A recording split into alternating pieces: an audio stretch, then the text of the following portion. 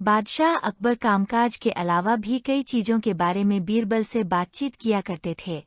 ऐसे ही बैठे बैठे एक दिन बादशाह ने बीरबल से पूछा कि इस दुनिया में सबसे बड़ा हथियार तुम्हारे हिसाब से कौन सा होता है।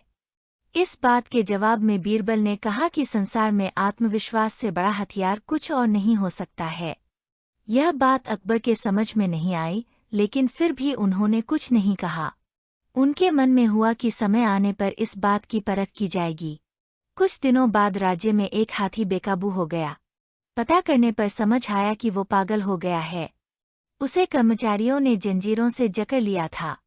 इसकी खबर जैसे ही बादशाह को पहुंची तो उन्होंने सीधे महावत से कहा कि जब भी तुम्हें बीरबल आता दिखे तो हाथी की जंजीरों को खोल देना। यह सुनकर महावत हैरान हो गया, लेकिन बादशाह का आदेश था, इसलिए सिर झुकाकर चला गया।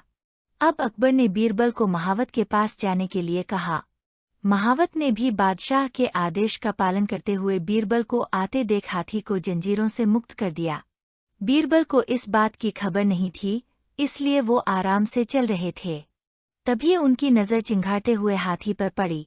जैसे ही उन्होंने देखा कि हाथी उनकी ही तरफ आ रहा है, वो कुछ समझ नहीं पाए। कुछ ही देर में उनके दिमाग में हुआ कि बादशाह ने मेरी आत्मविश्वास वाली बात को परखने के लिए ही इस हाथी को मेरे पीछे छोड़ने का आदेश दिया होगा। अब बीरबल इधर-उधर भागने की सोच रहे थे, लेकिन ऐसा कुछ हो नहीं पाया। सामने से हाथी आ रहा था और अगल-बगल में भागकर जाने की जगह नहीं थी। इतने में हाथी बीरबल के काफी करीब पहुंच गया। तभी बीरबल ने सामने एक कुत्ते को देखा और उसे टांगों से पकड़कर हाथी की तरफ फेंक दिया। कुत्ते चीखते हुए हाथी से टकराया।